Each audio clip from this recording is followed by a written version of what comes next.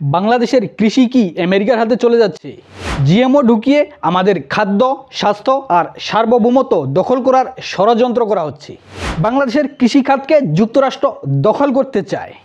হ্যাঁ, সংখ্যা প্রকাশ করেছে অন্তর্বর্তীকালীন সরকারের মৎস্য ও প্রাণী সম্পদ মন্ত্রণালয়ের উপদেষ্টা ফরিদা আক্তার। তিনি বলেছেন কৃষিটাকে যুক্তরাষ্ট্র দখলে নেবে এবং কোম্পানিগুলো বাংলাদেশে চলে আসবে। উপদেষ্টা ফরিদা আক্তার বলেছেন, একটা ওয়ার্নিং দিয়ে রাখছি, এরই মধ্যে আমেরিকানদের সঙ্গে যত কথাবার্তা হয়েছে বাংলাদেশের, তার মধ্যে কৃষিতে জিএমও বা জেনেটিক্যালি মডিফাইড অর্গানিজম এনেই ছাড়বে।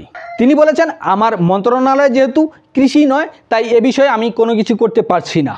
কিন্তু আমেরিকানদের সাথে যত কথাবার্তা হয়েছে আমার নজরে এসেছে, আমি দেখেছি তাদের জিএমও আনার জন্য কৃষিটাকে ওরা দখলে নেবেই এবং আমেরিকান কোম্পানিগুলো বাংলাদেশে চলে আসবে। তিনি বলেন, জাপান আর ব্রাজিল আমেরিকাকে অনুরোধ করে, কিন্তু এই অনুরোধে কোনো কাজ হচ্ছে না, কারণ যুক্তরাষ্ট্র বলে কথা, যুক্তরাষ্ট্র কারো কথা মানতেই চায় না।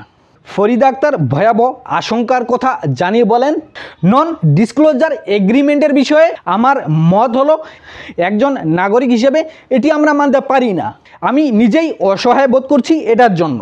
আর একথা বলার পর যখন তিনি একথা ফাঁস করেন, তখন বাংলাদেশের প্রেস সচিব বলছেন ফরিদা আক্তার ভুল বলেছেন। তাহলে সত্য কে বলেছে? প্রেস সচিব বলেছে নাকি মৎস্য উপদেষ্টা ফরিদা আক্তার সঠিক বলেছে? মূলত আমেরিকার সাথে অনেক গোপন চুক্তি হয়েছে, এগুলো ফাঁস হচ্ছে না, কিন্তু যেগুলো ফাঁস হয়েছে সেগুলোই ভয়াবহ। আমেরিকা বাংলাদেশে জিএমও ঢুকাতে চায়। একজন উপদেষ্টা যখন বলে যুক্তরাষ্ট্র বাংলাদেশে জিএমও ঢুকিয়ে বাংলাদেশের কৃষিকে নিয়ন্ত্রণ করতে চায়, তাহলে আর সাধারণ মানুষের বোঝার কোনো বাকি আছে আমেরিকা বাংলাদেশে কী চাচ্ছে? এই বিষয়টা কি বাংলাদেশের জন্য মারাত্মক উদ্বেগের নয়? বাংলাদেশের কৃষিকে আমেরিকা নিয়ন্ত্রণে দিচ্ছে, এটা কি বাংলাদেশের স্বাধীনতা সার্বভৌমত্বের জন্য হুমকি নয়? অথচ ভারত কিন্তু আমেরিকার সাথে জিএমও বিষয়ে কোনো চুক্তি করেনি, তারা করতে রাজি হয়নি, অথচ আমরা আমেরিকার সাথে জিএমওর চুক্তি করে আসলাম। বাংলাদেশ সুন্দর করে আমেরিকার কাছে সব কিছু দিয়ে আসলো, নিজের ইজ্জত সহ।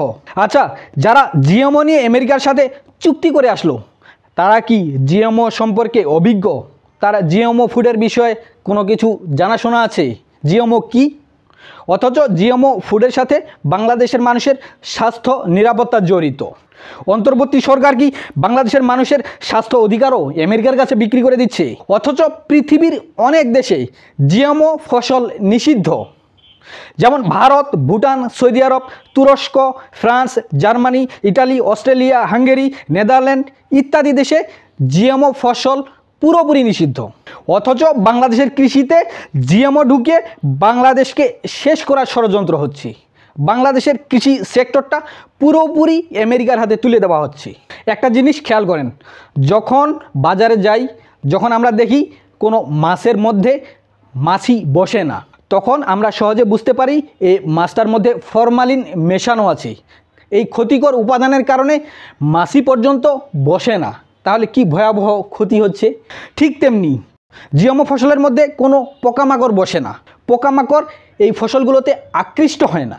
আর বলা হয় জিএমও ফসলে খরচ কমে যায়, অথচ এটা যে স্বাস্থ্যের জন্য কত মারাত্মক ক্ষতিকর এটা আমরা বুঝতে পারছি না। ক্যান্সার সহ নানান ভয়াবহ রোগের জীবাণু তৈরি করে এই জিএমও ফুড। এই জিএমও ফুড থেকে মানুষের ডায়াবেটিস, ক্যান্সার সহ অনেক বড় বড় রোগের সৃষ্টি হচ্ছে, আর সেই ফসল মানুষকে খাওয়ানো হবে। বাংলাদেশের কৃষিতে জিএমও ঢুকানো হলে বাংলাদেশের কৃষির সার্বভৌমত্ব পুরোপুরি আমেরিকার হাতে চলে যাবে, আর এর ফলে ক্যান্সার সহ নানান ধরনের তো রোগ হবেই। আর এর মাধ্যমে ঔষধ ব্যবসা করবে সাম্রাজ্যবাদীরা, কারণ পৃথিবীতে বিলিয়ন বিলিয়ন ডলারের ব্যবসা করে ঔষধ ব্যবসায়ীরা।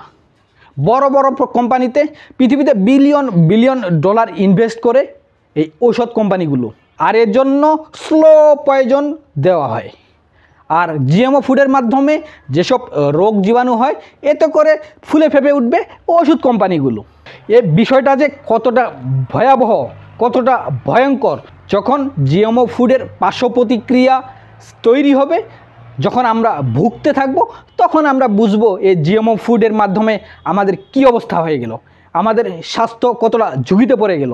বাংলাদেশের মানুষ কতটা রোগ জীবাণুতে আক্রান্ত হচ্ছে, বাংলাদেশের মানুষ কতটা অসুখ বিসুখে আক্রান্ত হচ্ছে। তাই বাংলাদেশের মানুষের এখনই সোচ্চার হতে হবে। জিএমও সম্পর্কে বাংলাদেশের মানুষকে জানতে হবে।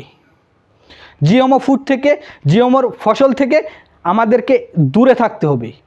কোনো দেশকে বাংলাদেশের কৃষি সেক্টর নিয়ন্ত্রণ করতে দেওয়া যাবে না।